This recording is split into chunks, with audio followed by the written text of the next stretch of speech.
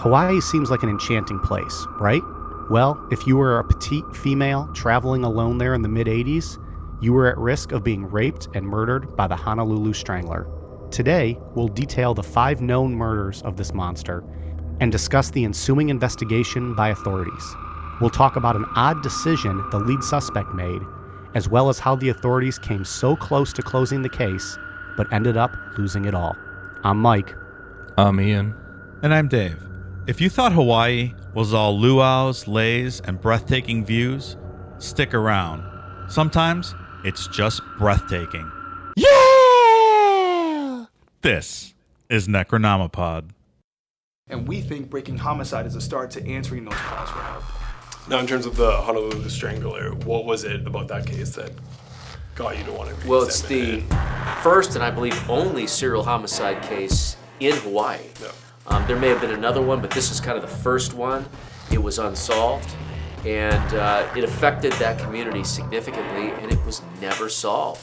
Interestingly, it came up on the heels or the time period of the Green River killing case, which was in Seattle or the Pacific Northwest. But, paradise, a place that you're supposed to go to feel safe. And here you have, a number of people that have turned up dead, murdered, and it needed to be answered. We had a listener recently share a story with us that they said as long as they remain anonymous, we can talk about it briefly on air. And I thought it was entertaining enough for us to get into here real quick. Apparently, her cousin was going through a divorce.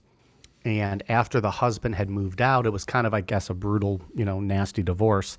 After the husband had moved out, the wife was cleaning out the house and getting rid of stuff, and found the husband's sex doll and decided she would sell it on Craigslist. I thought it was pretty interesting. Where was it hidden? She said, well, I don't know if it was hidden. Like, I think she knew about it. She just found it and was like, oh, he didn't take this. I'm going to sell it. So they got 31 replies on Craigslist for a used sex doll. She sent some of the replies. Some of them are good. Some of them just whatever, but I found some of these entertaining. So let me get into some of these. $150 for a sex doll. One reply. Would you take $140? Because that $10 obviously made the difference. Another response, and I'm reading it as it's written. I'm happy if you show your husband. My dick will rock you guaranteed. Another one. If I fuck you really good, do I get the doll for free? Another one. You can't be serious, LOL. I want this, though. My brother is getting married, and this would be the perfect gag gift. Would you trade for anything? Man, this would be so great to have him open this thing up in front of everyone. LOL. You just made my day. LOL.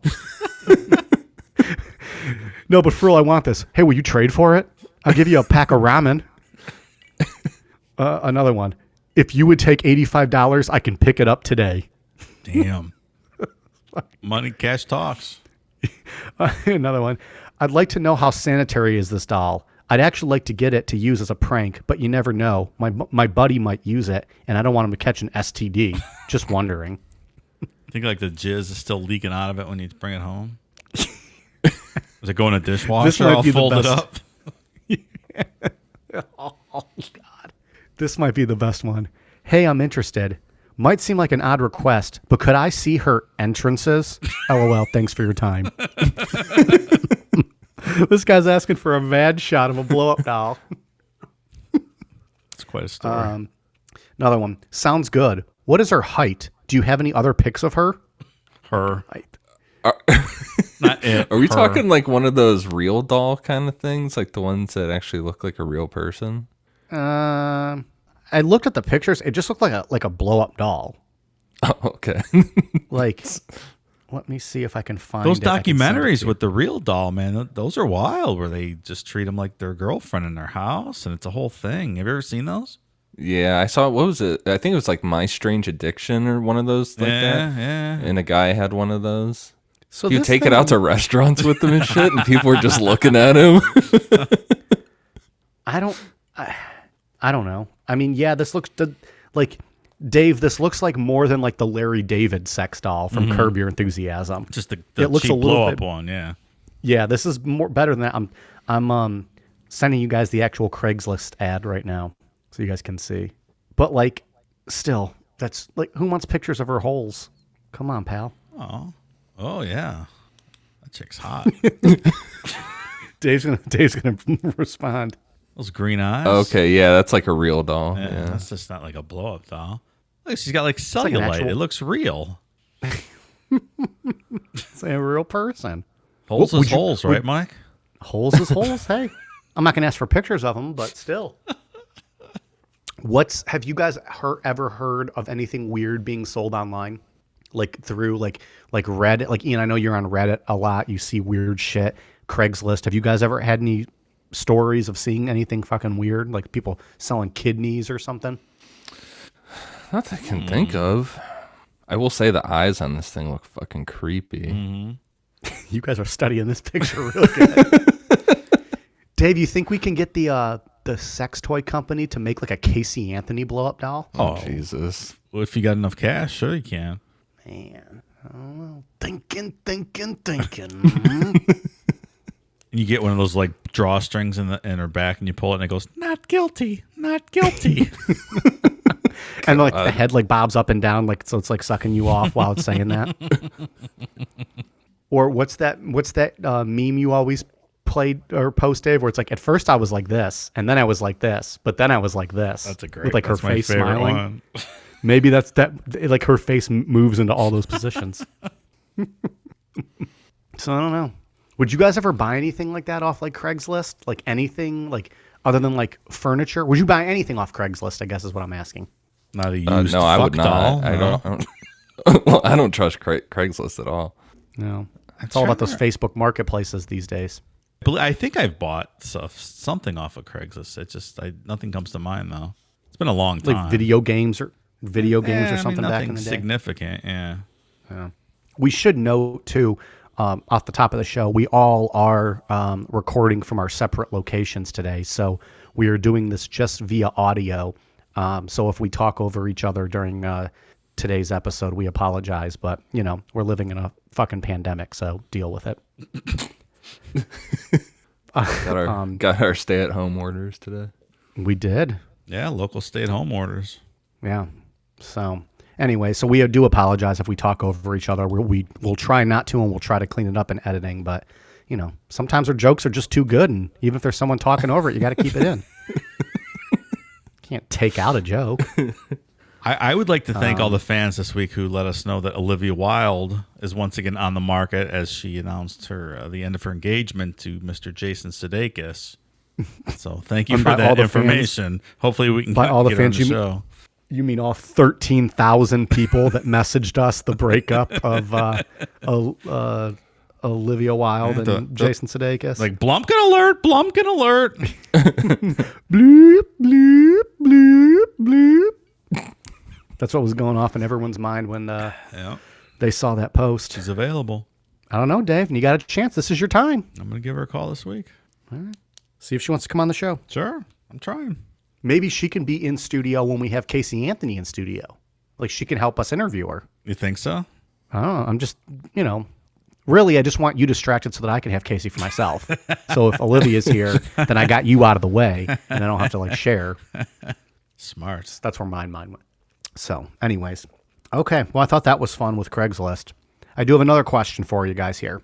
Given the theme of today's show is, you know, surrounded around Hawaii. What is one state that you have not yet been to that you most want to go visit? Maine. God damn it, you stole my answer. Did I? I'm sorry. Son of a bitch. I've never been to Maine. I think Maine would be fantastic. Yeah, really cool. My second choice would probably be Hawaii. Have you been to Hawaii, Dave? I've never been to Hawaii. No? Would that even make your top three? I'd like to go to Hawaii. Hawaii is my number 2. I almost picked it first, but I think I'd like to go to Maine. I'm more of that cold weather type, or like going in the fall where it's just getting chilly. Oh, yeah. Give me that. Yeah. Me too. But Hawaii would also, you know, Hawaii looks gorgeous. Ian, what about you? I guess California. Yeah. I'd like to. I'd like to go back there. I've been there before, so I couldn't answer it. But yeah, I think California is awesome. I got to make a list of all the states I've been to and see, because I have not kept track of that. But I'd like to know. What do you estimate, Dave? How many states you've been to? I would argue that even like a layover in an airport would count, because technically you've been in that state. Really? Well, some people would say no, you have to like see the state or visit or vacation or whatever. Yeah. I don't know, 37, 38. So you're getting close. There's not too Is many. New England the one like area that you haven't been? Yeah, I haven't been too far up in New England. I was born in Massachusetts, though. I just never been, Oh, that's been right. I back. always forget that. That's right. That's why you're a big Tom Brady fan. I get it now. That is not correct. Oh, I'm sorry. That's me. Oops. Never mind. I like winners. What do you want from me? So, all right. Well, we have a little bit of a different story here today. This one's interesting. I had never heard of this story, really. It's kind of, not on the tip of your tongue. Yeah, no, this is, I think we were looking through the list one day trying to find something different to put on the schedule. And we saw this and we're like, well, let's dive into it. And none of us, and I think even including Ian, had much information about it. But it's a pretty interesting story. Take it away, Ian. So tonight we are going to be talking about the Honolulu Strangler. Is that Honolulu, Hawaii? It is. Oh, okay. Just clarifying there. So I think to start this off, I think geography probably plays a big part in this story. Being, it's Hawaii, it's way out in the Pacific Ocean. There's also a large military presence here, like 8 to 10% of the total population. So you get that kind of transient population of people coming and going, along with Hawaii being it used to be number one. It's now number 2 in homelessness in the whole country. So I think that all come together for being in play here as far as the ease of being a serial killer, moving around anonymously, I guess you could say. Wow, there's Dave, thinking he's smarter than he is. I'm just kidding. Just trying to set the stage here for the, logistics. That's interesting about the homeless population. I never knew that. I guess if you want to be homeless anywhere, it would be in Hawaii, right? Yeah. I mean, it doesn't sound like the worst place in the world to be homeless, I guess. Yeah, I mean, you're not freezing at night, right? No. I just sprayed my fucking beer all over my microphone. So getting into the story of the Honolulu Strangler, the first recorded victim was 25-year-old Vicky Gale Purdy. By all accounts, Vicky was a gorgeous blonde who lived in Miliani with her husband, Gary Purdy. Gary was stationed in Hawaii as a helicopter pilot for the U.S. Army. As for Vicky, she worked at the Wahiawa video rental store. Although she was small and petite, Gary and Vicky's friends all told police that Vicky could hold her own. She was very street smart and strong for her size. In other words, she could beat Mike's ass. Yeah. Well, we'll see about that. I'm feeling pretty good after my beatdown of Keith Raniere last week. So Is that right? Vicky wants to step up, then let's go. I'll throw hands. She would beat my ass, I'm sure of it.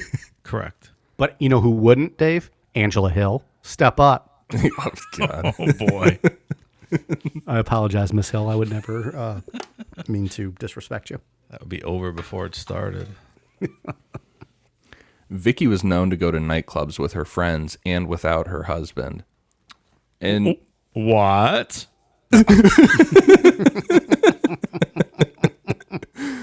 yeah, he was I don't know, it's from what I read, some of the old newspaper articles and stuff, that he was just, it wasn't anything like a big deal. Like he wasn't a controlling guy or anything. He was like, yeah, go out with your friends, whatever. I don't give a shit. Sure. Just not a big deal. Well, as most normal people are. Correct. On the night of her murder, Gary expected his wife to come home before 9 p.m. after dancing at a nightclub in Waikiki. When Vicky failed to come home that night, Gary started to use every method of communication he could think of to figure out where Vicky was. I was watching a couple documentaries too. He said he was paging her all night. Do you guys remember pagers? Did you have pagers? No. I mean, I remember them. I never had one. Yeah, I didn't. I always wanted one, but my mom would never buy me one, so... I had a pager. Yeah, no. That was cool. I think I had told you. I don't know if I talked about this on the air, but I started watching I had never seen The West Wing, so I started watching the entire series from the beginning, and it was a bit of a culture shock when, like, because I mean, that show came out a long time ago, but you don't realize that show came out like over 20 years ago. So like the first season, they're all using pagers and have box TVs and like these big ass printers and fax machines were like high tech things. So it was a bit of a culture shock watching that on the West Wing. For sure. Great show though. A fantastic show. Fantastic. I don't know why people didn't pick this instead of Breaking Bad. Breaking Bad was good. This is fantastic. Just saying. My opinion. But I like the politics stuff. Sure. The next day, Gary found Vicky's car in the parking lot of the Shorebird Hotel. A local cab driver told police that he had dropped Vicky off at the hotel sometime around midnight, presumably to pick up her car. Vicky's body was found on the morning of May 30th, 1985, on an embankment near the Key High Lagoon Park. She was still wearing her yellow jumpsuit from the night she went missing. However, she was nude from the waist down. Vicky's killer had bound her hands behind her back with parachute cord, raped her, and then strangled her. Jeez. Mike, if you'll allow me to interject, I'd just like to point out that lagoon's not too far from Pearl Harbor, just to put some geographical context into the story, if I'm not being too much of a smarty pants for you. Wow. Thank you, Professor Dave. I appreciate that lesson you gave us for free. Next time, send us a bill, please. I also can't help but think of Uma Thurman and Kill Bill when they talk about yellow jumpsuits. That's the first thing that comes to my mind. I didn't even think of that. Now I am. Now you can't not think of it. Right, exactly. One of the first angles pursued by investigators concerning Vicky's murder was the Waihiawa video rental store she worked at. Gary Purdy had for a long time been uncomfortable with where Vicky worked. The store was known to sell pornographic films, had a bad reputation locally, and was known to have really shady people hanging around. Did you say they sold pornographic films? Yes. Do you know if they sold Beverly Hills 9021 Ho? Or The Gangbangs of New York? Or School of Cock? Or these are all real? Yeah, I just looked up movies, I the presume. best porn titles of all time. Like, these are funny. Goodwill Humping. Ocean's 11 Inches. Leave it to Beaver. It's Saturday Night cracked Beaver, myself up with that actually. one. Saturday Night Beaver. Oh, damn it. I ruined the joke. I was just trying to think of a real show that could work. Oh, man. Romancing the Bone. That's a classic. Titanic. Dick. The bad reputation of the Waihiawa video rental store was completely justified. The store had already seen violence against women in the past. In December of 1984, 2 women, a worker, and the co-worker of the store were stabbed to death. Yeah, I'm with Gary. I don't think I want my wife working there. Right. I agree. Sounds pretty shitty. Given the sexual nature of the crime, Honolulu detectives theorized that maybe a customer of the video rental store had stalked and then attacked Vicky. The Honolulu Strangler's next victim was a high school student, 17-year-old Regina Sakamoto. Regina was small and petite like Vicky, standing 4'11" and 105 pounds. Regina was also someone who moved to Hawaii, being born in Kansas. Regina's Japanese last name came from her stepfather, who was a military serviceman named Marie Sakamoto. By all accounts, Regina was a shy, quiet girl who planned on attending the university in Hawaii in the fall. So he went 7 months from the first murder. It's a long time.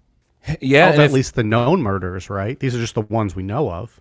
Well, sure. I guess you can always say that. Yeah, you're right. But I mean, between the first confirmed and the second confirmed, that seems to be quite a while. Yeah, 7 right. months. I think that's pretty common for most of these guys. They do that. They get their first one in, and that thrill of it lasts for a good amount of time. Mm-hmm. Or kind of the like, I got it out of my system now. I won't ever have to do this again. This is good enough. Right. Yeah. Yeah, and then they get more and more comfortable with it and start seeking that feeling more. Regina was last heard from on January 14th, 1986, at about 7:15 a.m. During a brief phone conversation with her boyfriend, Regina said that she would be late and would not catch her usual bus. The following day, on January 15th, Regina's body was found near Key High Lagoon Park. She was wearing a blue tank top and white sweatshirt, but her lower body was unclothed. Investigators discovered Regina had been raped and strangled just like Vicky Purdy. Also like Vicky, Regina's killer had bound her hands behind her back with parachute cord. Is the parachute cord a potential clue here? I think it's going to link all of these together, at least these first two. You have partially nude from the waist, they're nude from the waist down, and parachute cord. So, we're going to get into it here in a minute. Police pretty much immediately are like, yeah, this has got to be the same person. Yeah. Dumped in the same lagoon, too. Right. Is it possibly D.B. Cooper who parachuted off course from Oregon? Cut off his parachute and used it to start killing people. Thus far, I think that's the most likely answer. It's a leading contender in my book. Mike, I keep looking up over there, and you're not sitting there, and I go, oh, Mike must be still in the bathroom. Why are we recording? That's awesome. Oh, such an empty, sad chair. The discovery of Regina's murder convinced homicide detectives in Honolulu that the same person was responsible for both Vicky and Regina's murders. Both of them had been raped and strangled, but more specific, both had their hands bound behind their back with the same parachute cord, and both had been strangled after they were bound. I'll tell you what, it's a lot quicker than a lot of places with serial killers being, the police and or mayor, whoever being, allowed to admit that they have a serial killer on their hands, where they stonewall and sandbag and everything and don't want to admit that that's what's taking place. We've seen that before.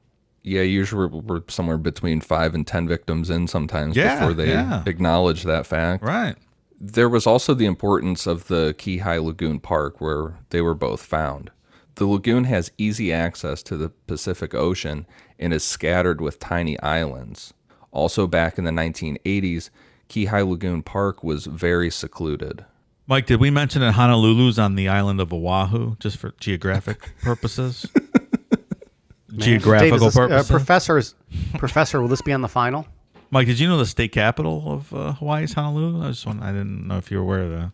Hold on, taking notes. Please slow down, Professor. This is too much at one time. 2 weeks after Regina Sakamoto disappeared, 21-year-old Denise Hughes, a native of Washington State, failed to show up for work at her job as a secretary for a telephone company. Like Regina, Denise used Honolulu's bus system to get around, and it's likely that Denise met her killer on one of those buses. 3 fishermen found Denise's body on February 1st, 1986. Rather than the Key High Lagoon Park, Denise's killer had left her body near the Mauna Loa stream. Aside from her body being found in a different area, her body had been wrapped in a blue tarp. Her body was partially clothed like the other victims, as she was still wearing the blue dress she had been last seen in, but missing her underwear. Have you guys ever found a dead body? No. Seems like it'd be pretty traumatic, wouldn't it? I would imagine so. I would think That'd so. be a bit of a shock. Like I've thought about before, I know people who have been in or have witnessed car accidents and then go to help the situation and get to the car and the person is clearly dead. I don't think I'd be able not that I wouldn't. I don't know how I would handle that, let alone walking through the woods and seeing a decayed body just laying there. Right. You know what I mean? Both would be horrible. I don't know how I would react to either. It'd be like Stand By Me. It'd be just like a buddy film, and So, another Corey Feldman movie. coming of age stuff. If there's one thing to be learned from Necronomipod, it's that Corey Feldman has never made a bad movie. And that's according to Ian, not me and not Dave. Even that one movie. I will not stand by that. By the time Denise's body was found, it was badly decomposed, but homicide investigators were able to determine that her hands had been bound with parachute cord prior to death and she had been strangled. Following the discovery of Denise's body, the Honolulu Police Department, then headed by Major Chester Hughes, which he is not related to Denise Hughes, decided to reach out to the FBI for assistance because he 100% knew that they were now dealing with a serial killer. Which is kind of in the heyday of Douglas and Wrestler, right? Back in the early 80s. Yeah, and like you were saying, Dave, like they were on top of this right away. And this is extremely rare for law enforcement as far as serial killers are concerned. You know, immediately after the third victim's found, this guy's contacting the FBI for help. Yeah, it's an example of good police work. See that? Look at, we play all sides. And that rarely happens in these stories. Along with the FBI, the Honolulu Police Department was assisted by the Green River Task Force from the King County Sheriff's Department in Washington State. In the early 1980s, the King County Sheriff's Office formed the Green River Task Force to investigate Gary Ridgway's murders. The task force members included Robert Keppel and Dave Reichert, who periodically interviewed Ted Bundy in 1984. Bundy offered his opinions on the psychology, motivation, and behavior of the killer, who would later be determined to be Gary Ridgway. And Ted Bundy was pretty much spot on with Gary Ridgway's behavior. Gary Ridgway available in the archives. Gary Ridgway, too dumb to find his way to even make it to Hawaii, so clearly not him. I think I had like a 77 IQ, right? We could probably cross him off the list of suspects, yes. Well, and Mike, being the Ted Bundy expert, you know all about his analysis of the Ridgway crimes. And was he actually spot on, like Ian suggests? Yeah, of course. Yeah, he was. I mean, come on. Ted Bundy was really good with what he gave the FBI on, in profiling this guy. But I wasn't going to get into that now. We'll save that for the 15-part Ted Bundy series I'm working on. It's fair enough. Yeah. There's some classic jokes in that Gary Ridgway episode back in the archives. There might be. Guess you have to go back and download it and listen to it and find out for yourself. Wasn't Gary the guy that took his little toddler along with him when he banged and killed hookers in the car? He did. He took his son on a camping trip, and he had two women in the trunk. Yeah, that's not great.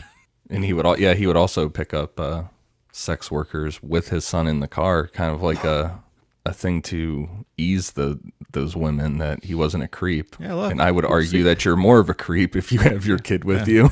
Well, obviously. Is it wrong to get blown in the front seat with your toddler looking at you from the back seat? I think it is. Yeah, I don't think it's great. Was Ridgway the one who did he like to bury them where they banged, or am I mixing that up? Yeah, with and something? he would go back too. He would take his wife back to those sites where he buried people, right, and have sex with his wife on top of those graves. That's what it was. It wasn't bang, then kill and bury. It was kill and bury, and then bang on top of the grave. Yeah, he's something else. That's wild, man. Oof. We get into a whole lot of detail on that on the Gary Ridgway episode. Go back and listen to it. We'll be right back. The pool of potential suspects was very large for investigators. By 1986, Oahu was the center of a telecommunications boom that had attracted thousands of workers from outside. Hawaii was also home to a huge military population with Army, Navy, and Marine Corps installations all over. Also between 1985 and 1986, 10.5 million people visited Hawaii as tourists. And then you brought up earlier the fact about the homeless thing. So this guy could be anybody. Yeah. Military, homeless, visitors. I mean, it's a transient population. With the help of the FBI and the Green River Task Force, a profile of the Honolulu Strangler was created, and Major Chester Hughes started a 27-person task force to work on the case around the clock. According to the profile, the killer was an opportunist and, quote, smooth talker who attacked women who frequented vulnerable spots like bus stops. Ian, I think you meant smooth criminal, and it clearly shows you haven't watched Squared One, so I think you need to step up your game.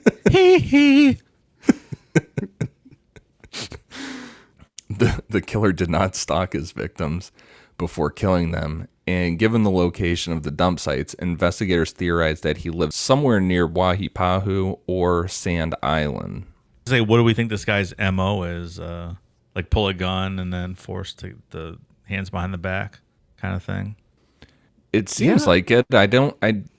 From anything that I read, there wasn't any information about any wounds on these women, like any blunt force trauma or anything like that. It was just sexual assault, and then they were strangled. Could have been a gun, could have been a knife, could have been something like that. At the same time, too, like, it seems like, he's targeting these small, petite women. Maybe he didn't even have a weapon. Maybe he just, smooth talked his way to get their trust and then just, physically intimidated them and coerced them into, whatever positions he needed. Yeah. I was just thinking it's hard to force someone to put their hands behind the back and tie them up. Right, yeah.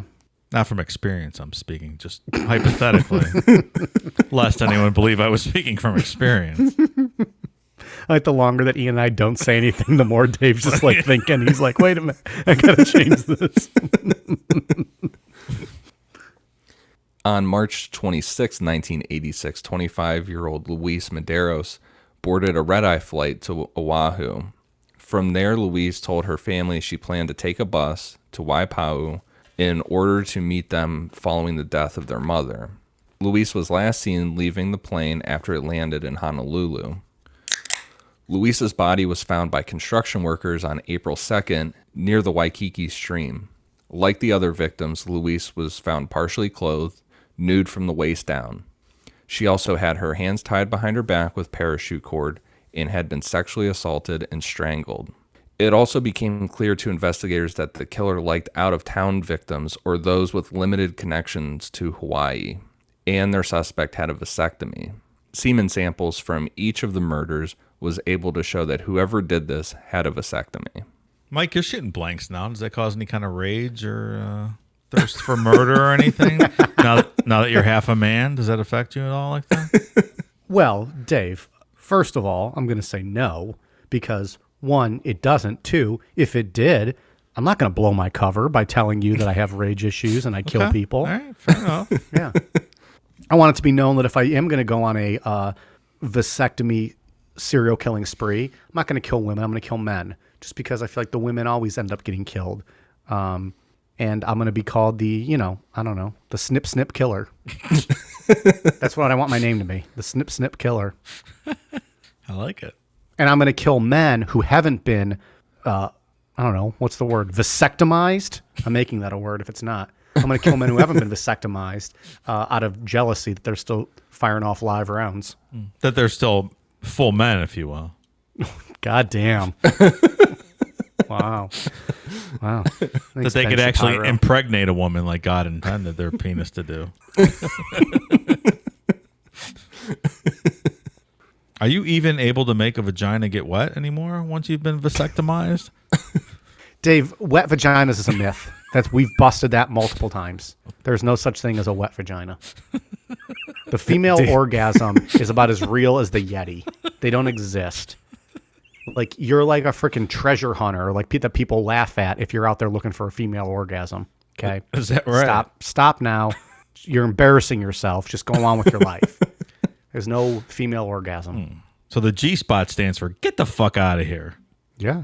That's how I know it, right?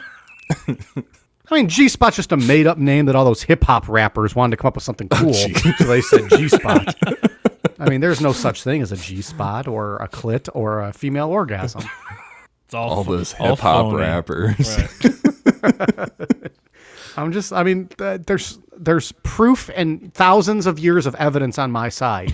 So I'm just saying, you fools out there still chasing that, get a grip, man. Come back to reality. Fair enough. Let's move on. Dave's like, I rest my case. The prosecution rests. So in an attempt to catch the killer, police began sending their female officers undercover to the Honolulu International Airport and to Kihei Lagoon Park, but this would end up turning up nothing. The fifth and last known victim of the Honolulu Strangler was Linda Pesci, age 36.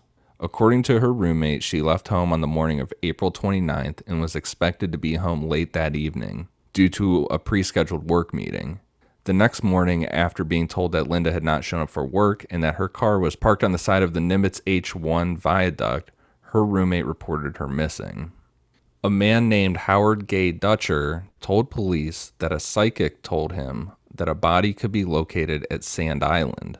On May 3rd, he took police to an exact location, only to find nothing there.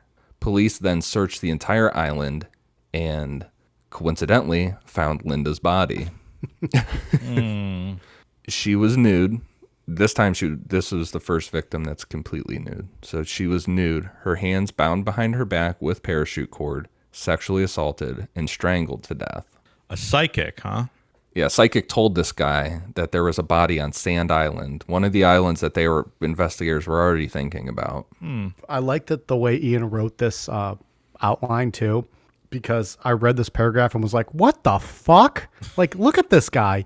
And then 2 paragraphs later, Ian's like, oh, so police had this guy as a suspect. Because I was like, wait a minute. Is someone not going to go after the fucking psychic who just told them where the body was? It's a little suspicious. Pretty suspicious. Mike, what's more real, hypnosis or psychics? Both are more real than the clitoris or the female orgasm. Because Oh, boy. hypnosis is a pseudoscience, which I just think means like the kooky people believe in it. So hypnosis. I'm going to say hypnosis, I believe more than psychics. Okay, me too. Yeah. But at the very bottom of that list is female sexual organs. Jeez. All right, duly noted. Do we need to get into psychics? Is that going to be a conversation we need to have? Like, come on, that's bullshit, right? Yeah, I would say so. Okay. No, Make sure we're on the same argument here. page. Yeah, I didn't know if like Miss Cleo or someone was going to walk in and tell us we're wrong or something. Also, what is it with the astrology? Yeah, like your sign. Yeah, what are our thoughts on that? That's bullshit, right? Like it's all weird. Well, it is to me. I don't. Okay, just making sure we're on the same page. I can't get into astrology either. I know people get into that. It's just I don't get it. Makes no sense. I would believe in that more than I would believe in a psychic, I would say. I agree with that, but I don't think that's saying much. You guys ever see that video on from back in the day when Montel had his daytime talk show, and he had that one psychic that was always on? I can't remember her name. That's the Sylvia Brown lady that was on Montel. I remember. Yep. She also told Amanda Berry's mother that Amanda was dead. I recall. I'm not sure what I'm more disappointed in right now. The fact that Ian watches so much daytime television that he knew the specific Montel show with the psychic on it, or the fact that Dave actually knew the answer to that question. I'm extremely disappointed right now in both of you. I think it's been fairly documented, maybe more on Patreon than on regular shows, but that I like my daytime talk shows. I like Maury. I think it's well documented that Ian is a huge Steve Harvey fan. Steve Harvey has a good talk show too that he used to do a daytime one. It's got some good stuff on it. If you want to see Ian laugh his ass off, you watch Steve Harvey like best moments on Family Feud. Is it Family Feud? Yeah. No, what's the show? Or Yeah, no, yeah. Yeah. It is the funniest thing just watching Ian watch Steve Harvey on that. Because Steve Harvey's face is hilarious, and Ian gets so into it. Loves this man. Worships this man. It is so funny. There was a new one that popped up on my Facebook the other day, and I ended up sitting there for 15 minutes watching it. Dude, people make some great clips of that shit, like the best of for him. That show is funny. And Dave, you said, speaking of Amanda Berry, that's the Hometown Heroes case with Ariel Castro, where he kept the 3 girls kidnapped for how many years? Like 15 years or something like that? 10 years, I believe. 10 years? At least 10. I'm not sure. So we are local, so we know that story was huge. Nationally, do people know that story?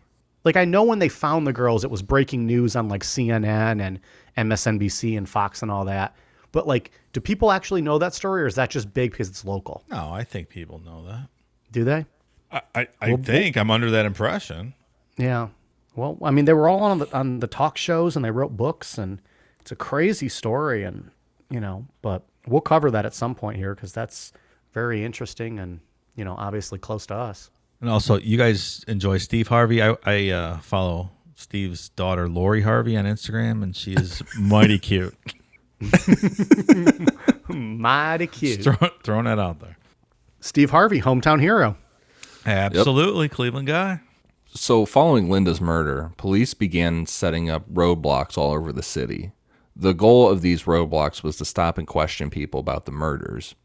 One of the people questioned at a roadblock said they saw a white or mixed-raced man driving Linda's car, but this turned up to be a false lead.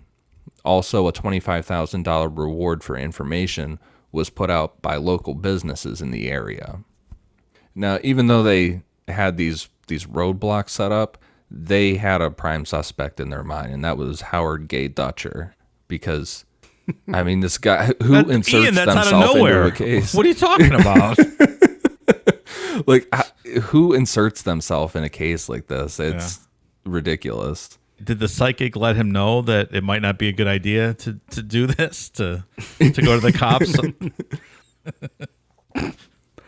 Do you think, was this one of those guys that, liked the attention or wanted the attention, and he just went about getting it in a terrible way? We would hear, I forget what story it was, but, the one guy would kill someone and then hide and watch people find the bodies. Remember that? Peter Curtin. Peter Curtin, that's right. Maybe this was the guy, he got off on being noticed for this or getting attention, and so he wanted to get involved, but just went about it in a really shitty way. I mean, I don't know. I'm just spitballing here. I think that's potential. He wanted to be directly involved in all of this. I don't know, kind of how Ed Kemper liked to hang around the cops, kind of wanted to insert himself into the situation. Yeah, I don't know. Maybe it was a thrill for him to be like, "Oh, I'm involved in the investigation of something that I caused." Yeah, kind of. I'll lead him almost there, but not really. So I'll kind of hang out on the periphery here, but they won't really suspect me because I'm kind of kooky. And I think so. Aside from leading police pretty much directly to Linda's body, Howard Gay Dutcher quickly became the prime suspect after clues started to add up. Dutcher's ex-wife told police that and this was her words, he was a, quote, smooth talker, and said that he was into sexual bondage, including the fact that he often had sex with her after tying her hands behind her back. Dutcher lived in Ewa Beach and worked as a mechanic at one of the air freight carriers along Lagoon Drive near the park area. Aside from the similarities to the killer's profile, Dutcher's ex-wife also stated that each of the murders followed arguments between the two of them. On the dates of those arguments, Dutcher had left after an argument and not returned until the next morning. Adding to this, his ex-wife informed investigators that Dutcher had a vasectomy. A lot of circumstantial evidence piling up here.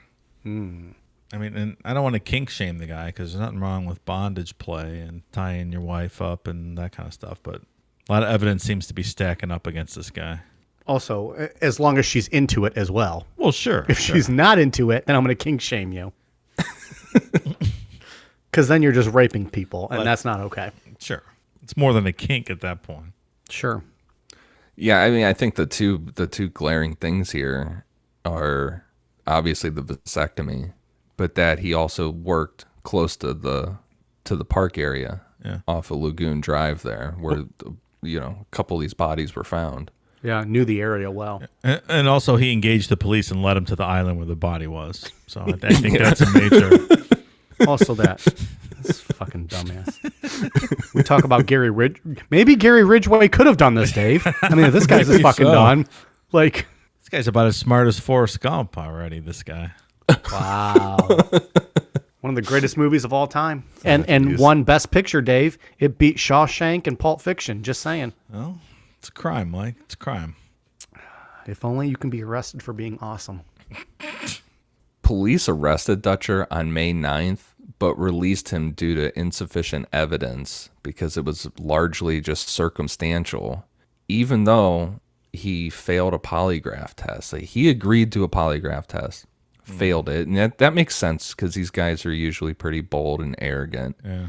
He failed it, but everything was circumstantial. They didn't have anything to hold him on, so they had to let him go. People get convicted all the time in circumstantial cases. Yeah, there's so much circumstantial evidence in this. When I was reading this, I was like, why didn't they just come up with something to slap on this guy and just to hold him for a bit? Something. I mean, usually that's a tactic, is just put a little charge on him for something. I'm sure Dave has thoughts on that. On ridiculous charges just to hold someone for something else? Yeah. I don't know. Well, yeah, not really. Just police work, Dave. Police work. Depends on the situation, Mike. Casey Anthony was arrested on circumstantial evidence, and look how that turned out. I'm not even getting into it. We've already done this in our private lives, drinking, sitting around.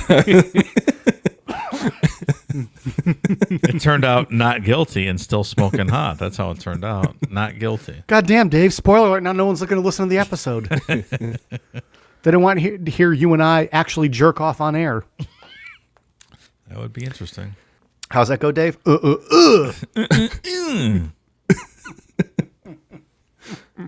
2 months later, a witness came forward who had last seen Linda Pesci with the killer. During a lineup that included Dutcher, the witness successfully identified him as the man she saw with Linda just before her assault and murder. All right, well, that must be the end of the story then. There's probably a conviction coming right after this, and that's the end of the story. I mean, it's all piled up now. It's 100% clear. That's exactly right, Dave. We'll see you guys next week. Well, the woman ended up refusing to testify or further cooperate, telling police that Dutcher had seen her on April 29th as well. Fearing for her own safety, the witness who could have brought this case to a close backed out and refused to cooperate. The killings just abruptly stopped after Dutcher moved to the mainland, and no killings or rape have been linked to the Honolulu Strangler since. Dutcher died in 2012 at the age of 78, but the case is still considered open. No fucking way. An interesting thing that when I was reading some of this stuff, I'm like, well, they knew he had a vasectomy, so there's obviously, a bunch of rape kits. There's 5 rape kits out there. They could have done some DNA work with this, and unfortunately, this is a case of when they go through evidence, they need to make room for evidence and stuff.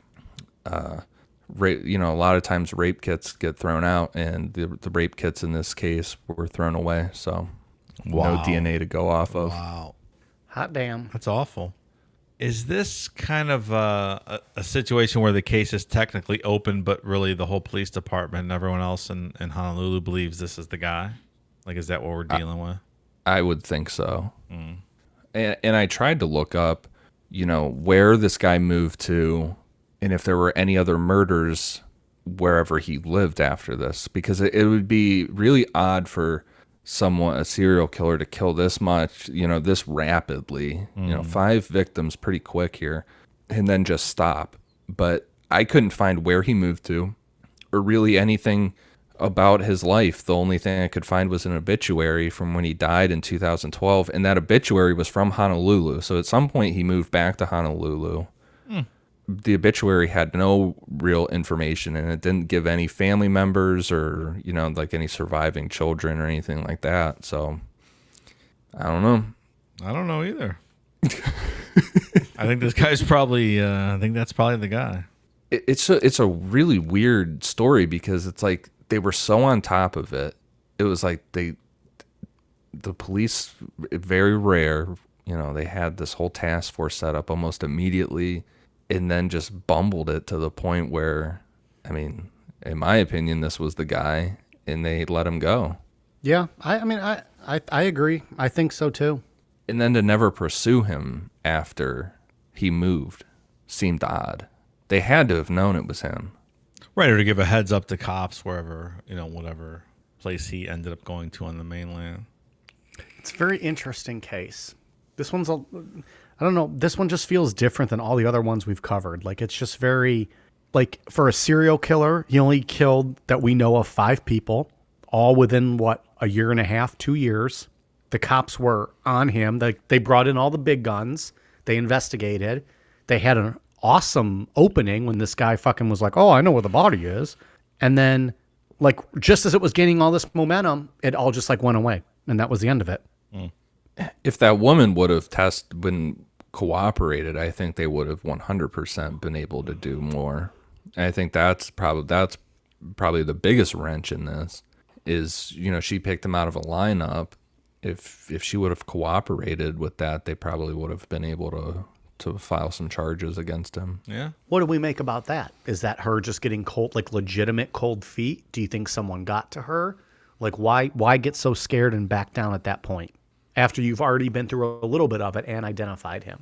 It's a scary thing. I don't know. I'm not saying it isn't. I'm just kind of thinking out loud, like why, I wonder what her reasoning was. It's a great question. Yeah. I don't think it's I don't easy know. to face a killer in open court like that. So, yeah, I get it.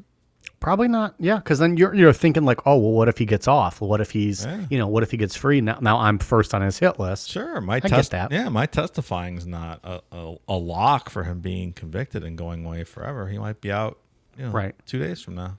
Then what do I do? Oahu's not a big place. Yeah. No, I agree. That's unfortunate. I'm not blaming that person or that witness, but crazy. I think when you hear Hawaii and you have, paradise is what you picture in the back of your mind. You don't really think about things like this in Hawaii. Well, I think that's one of the reasons why we were all drawn to this story, because we saw Yeah. Honolulu Strangler and we're like, what does this mean? Yes, sir. Okay. Any final thoughts on this story? Ian, you got anything else for the Honolulu Strangler? It was interesting to do something that I guess, well, when I went into it initially, when we picked it off the list and I just like kind of read one paragraph on it, I'm like, oh, this will be fun to do an unsolved serial killing. This will be interesting. And it was even more interesting to find when I got into it more that it's not as unsolved as I initially thought it was. I am This one's pretty sure. solved. Pretty Yeah, I'm close. pretty sure this guy, Howard Dutcher, was the guy.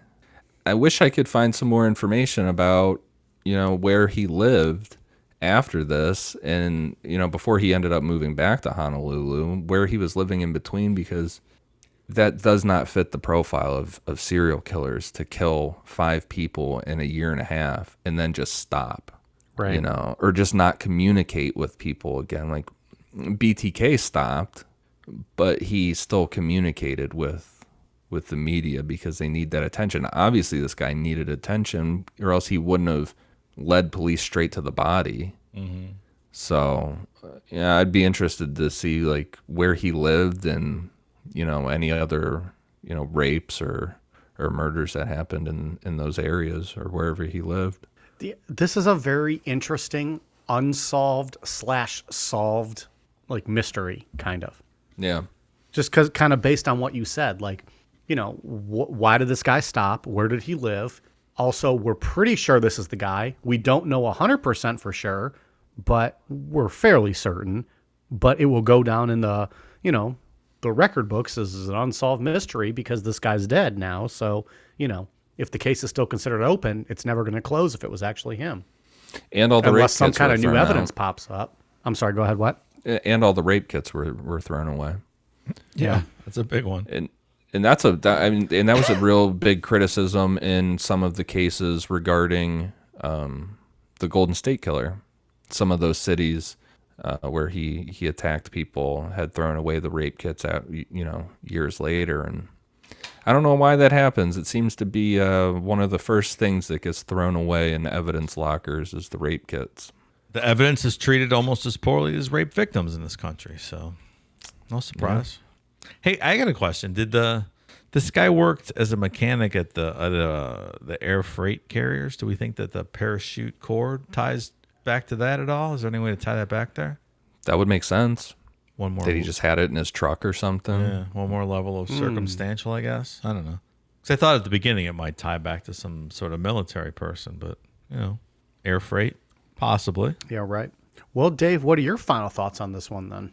Or is that it? No, Yeah, I think it lines up to the guy. I think it's pretty likely. A lot of How fucking circumstantial. stupid. how stupid you have to be. Like, I mean, I'm glad this guy, he never got caught, but like, we know we exposed him at least, but but he was exposed. But like, you could have got away with this, and then you're fucking going to the cops being like, oh, psychic told me, here's the body. Like, that's just it's so dumb. Guys are cocky, man. They're like, I'm so smart. They'll never get me. Yeah. That's a big, that's, one of the ones we're obviously going to get to eventually, Israel Keys. Why'd you even bring him up? Here go blowing up our mentions. That was his biggest downfall, was contacting, the outside world, getting too cocky. I'm pretty certain that he would have never been caught if he wouldn't have contacted, but pretty much like very similar to BTK. BTK wouldn't have been caught either, I don't think. Yeah. But these guys, like you said, Dave, they get cocky and they want that attention. That's it. Or I don't know if it's just attention or if it's a mix of attention and the thrill of fucking around with law enforcement and stuff. Hey, if I send you a disc, you won't be able to trace it back to my church, will you? No, I don't know what you're talking about. Dennis Rader, I think, got caught in the stupidest way a serial killer has ever been caught. Yeah, it was ridiculous. Like, you are the dumbest motherfucker. Like, why would he think that they would tell him the truth? Yeah. Oh no, there's no way for us to tell. They've only been looking for him for more than 20 years. All right, so before we wrap up, I have a little closeout question for you guys. Really? Yeah.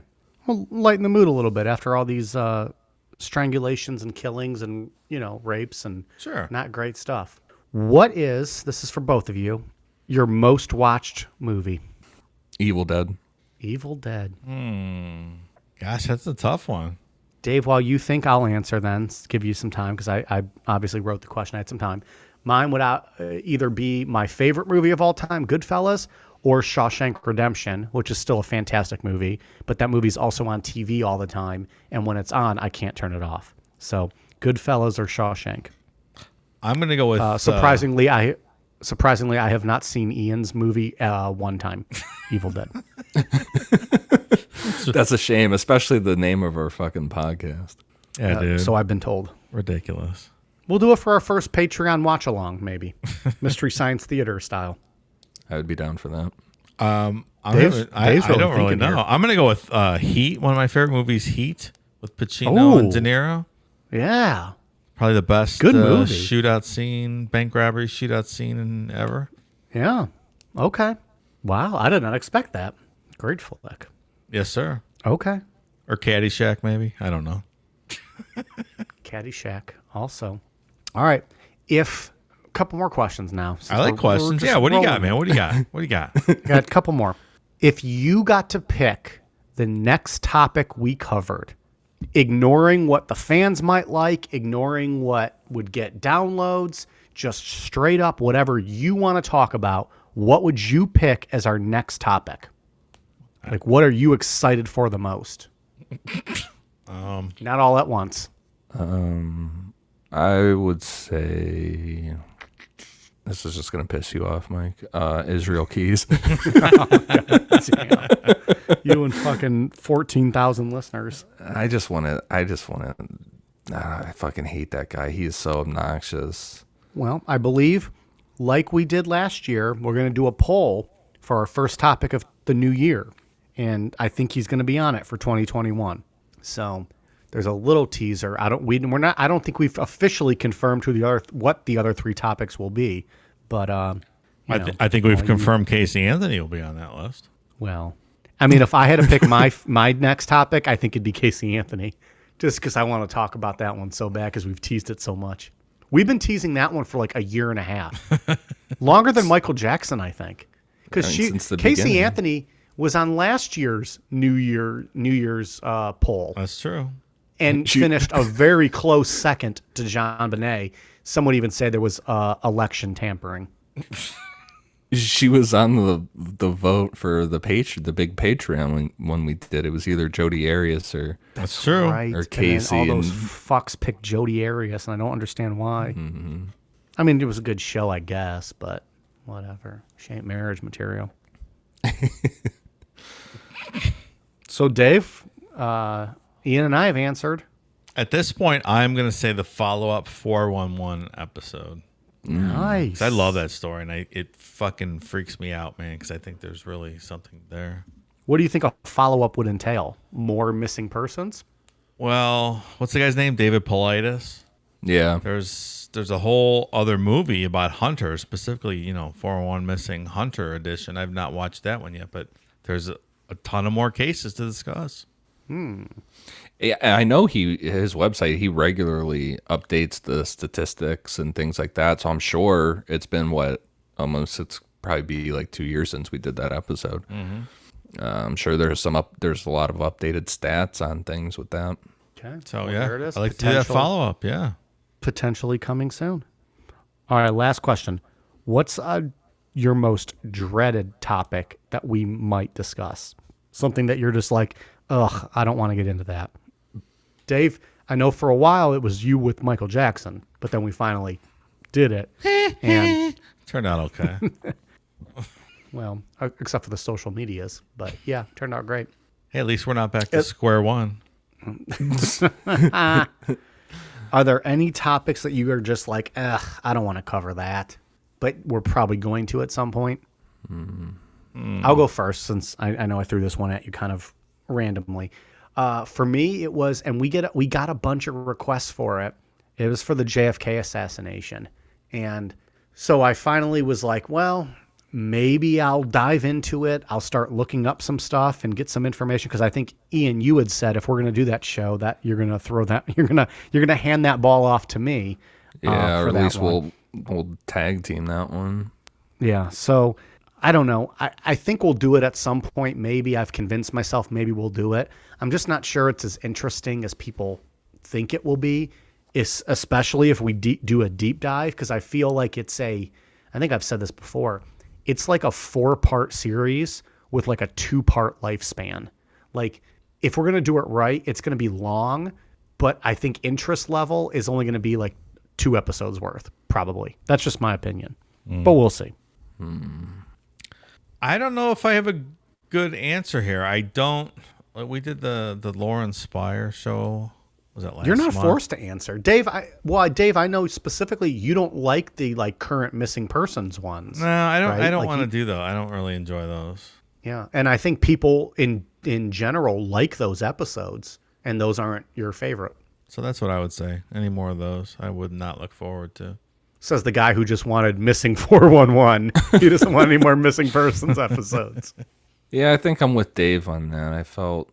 I don't know, something felt off about that episode. People liked it. It's, highly downloaded. It's just, it felt out of our wheelhouse. It felt like... Yep. It was different than what we typically do for sure, because it was like a modern day unsolved case, not a whole lot of information.